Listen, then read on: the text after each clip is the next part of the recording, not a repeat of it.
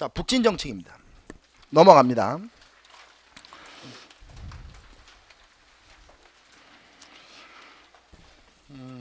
고구려 계승의식이 강하죠.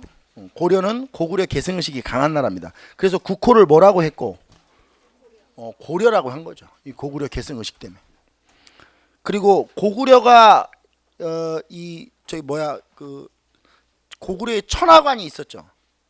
고구려 중심의 천하관이 있었죠. 세계의 중심은 고구려다. 그래서 연호를 쓰는 거죠. 그래서 고려도 연호를 씁니다. 천수라는 연호를 쓰죠. 왕건이. 잠깐만. 이게 천통도 있지 않았나? 천통은 뭐야? 아, 발해, 고항, 대조영. 그때가 천통이었죠. 그럼 이건 왜 쓰는 거야, 중서이가? 아니지. 이게 크로스돼서 나오나 보지.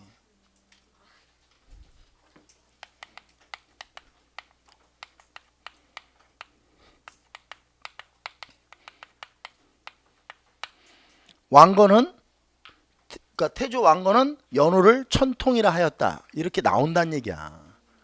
그럼 X. 천통은 어느 때 사용했던? 발해 고항 때 사용했던 연호다. 자, 서경을 중시합니다. 아까 전에 얘기를 했었어요. 그렇죠? 서경을 중시하는 이유는 뭐 하기 위해서요? 북진하기 위해서죠. 북진 정책의 전진 기지입니다. 이 서경이. 서경은 평양이죠.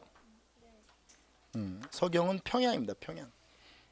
북진 정책의 전진 기지로 활용하는 거죠.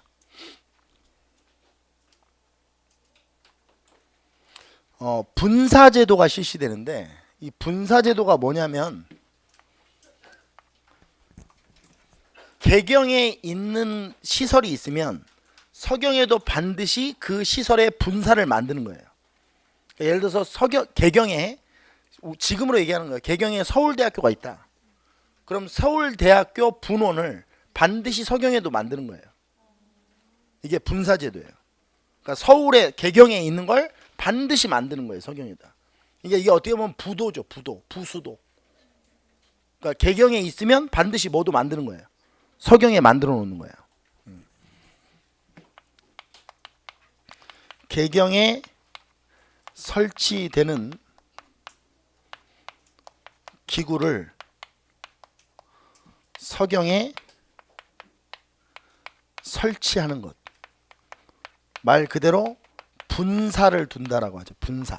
이 사자는 이제 읍사자라고 해서 우리가 그 관청을 얘기하는 거예요. 이 정부 기구들. 그러니까 중앙에 있으면 서울에 있으면 서경에도 반드시 두는 겁니다. 영토가 확장됩니다. 실제로 북진이 성공을 하죠. 실제로 태조 왕건 때 북진을 합니다. 청천강에서 영만까지 여기까지 넓히죠. 원래는 어디였는데? 원래는 대동강에서 원산만까지였죠. 원래는 대동강에서 원산만 선이었는데 이게 청천강에서 영만선으로 확대됩니다. 선생님, 저는 대동강이 어딘지도 원산만이 어딘지도 청천강이 어딘지도 영만이 어딘지도 모릅니다. 모르면 지도를 그리세요. 모르면 그리는 거야. 이건 뭐 모르면 그려야지. 여기 보면 여기 이렇게 돼 있죠. 대략적으로 그려봅시다. 여기가 일로 가볼게요. 여기가 어디예요? 이쪽이 대동강이에요. 이쪽이 어디예요? 이쪽이 원산이죠. 그러니까 대동강에서 원산만까지는 이 국경선이에요. 그 다음에 여기는 어디겠어요? 여기가 청천강이에요. 그 다음에 여기가 영만이죠. 그러면 대동강에서 원산만까지 있었던 이 국경선이 청천강에서 영만까지 올라갔다니까 이 빗금친 지역을 태조가 확보했다는 얘기죠. 그러니까 이만큼 북진이 일어났다는 얘기예요. 이만큼. 실제로 북진이 성공한 거죠.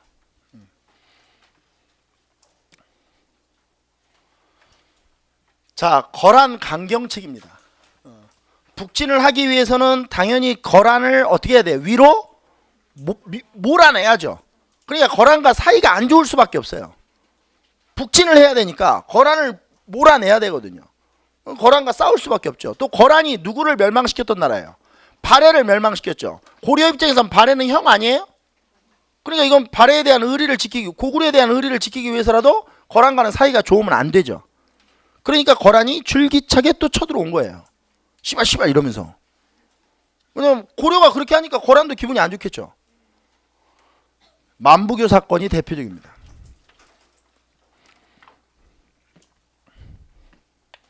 만부교라는 다리에다 거란이 선물로 보낸 낙타를 묶어서 굶겨 죽인 사건이에요. 그리고 사신들은 막 섬으로 보내서 유배를 보내버리죠. 낙타를 아사시킨 거죠.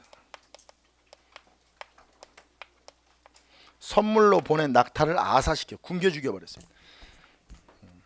그러니까 만약에 예를 들어서 친구가 선생님 강아지 좋아하신다며요. 제가 저희 집에서 강아지를 한 마리 새끼 강아지를 드릴게요. 그래도 날 줬어.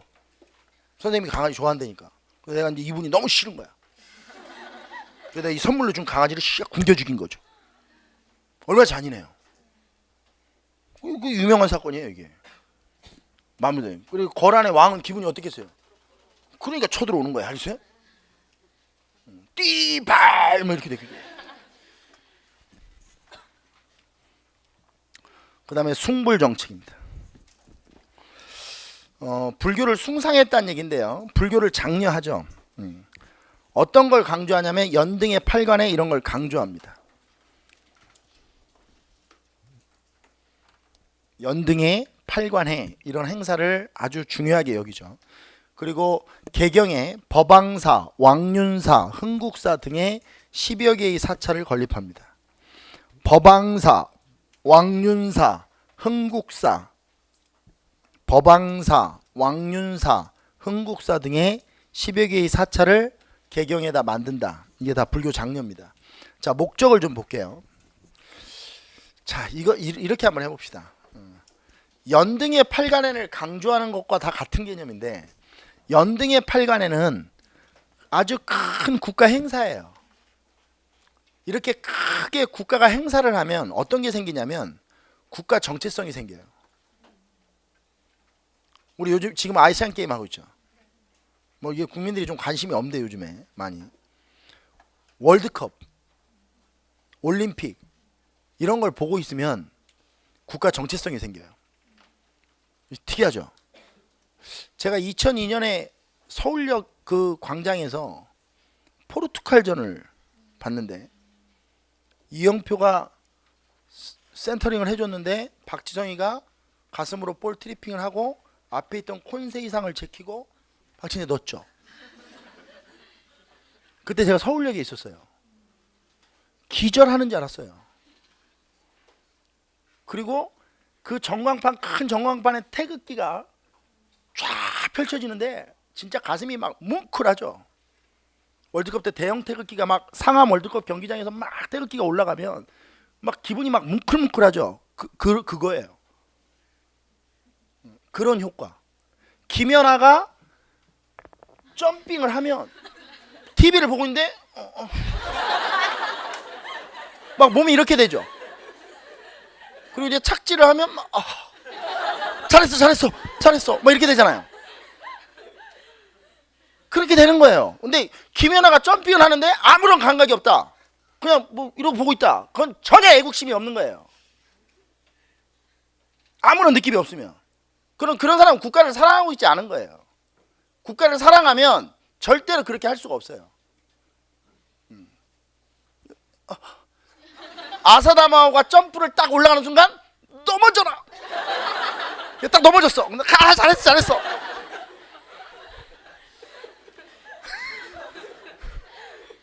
이런 거죠. 무슨 말인지 이해되시죠? 그러면 이제 보세요. 연등의 팔관해를 태조가 강조했던 이유는 이때는 올림픽이나 월드컵 같은 게 없으니까 이런 대규모 국가 행사를 통해서 민심을 수습하고 고려라는 국가 정체성을 확보하는 거예요. 그래서 팔간의 같은 경우는 외국 사신들도 막 오고, 그래서 또 이게 축제의 장이 되기도 하고, 뭐 이러면서 크게 알리는 거죠, 고려를. 왜냐면 고려라는 나라의 국가 정체성을 확립하는 게 그 쉽지가 않거든요. 왜냐면 신라라는 나라가 너무 오래 존속되었기 때문에 이걸 깨고 만들어진 고려가 고려라는 나라를 인정받기 위한 노력이 필요해요. 사실은 아마 태조가 지금처럼 월드컵 이런 거 있었으면 유치하려고 했었을 거예요. 이거 한 번만 유치하면 끝나는 거예요. 왜 천문학적인 돈을 쏟아가면서 그걸 유치하려고 하느냐, 그런 거예요. 우리가 그 더군다나 이제 그 주최국의 성적이 좋으면 더 하죠. 우리가 2002년 한일 월드컵 때 봤죠. 나라가 어떻게 되는지. IMF를 순식간에 잊게 돼요. 알겠습니까? 우리 그때 2001년에 IMF 물론 극복은 했지만 그때 IMF의 여파가 계속 있을 때거든요. 근데 그 딱 4강에 진출하는 순간 꿈은 이루어진다. 그러니까 막 이렇게 돼요. 그리고 막 사방한테 시절 태극기가 나부끼고, 막 크라션도 빠방빠방빵 이렇게 누르고 다니고, 옆에 창문 열고 대한민국 막 이러고 같이 모르는 사람한테도 민심을 수습하는 게 중요해요. 이걸 통해서 국가 정체성을 또 확립하는 이런 목적이 있는 거죠. 이런 여러 가지 목적이 복합적으로 작용되는 것이다.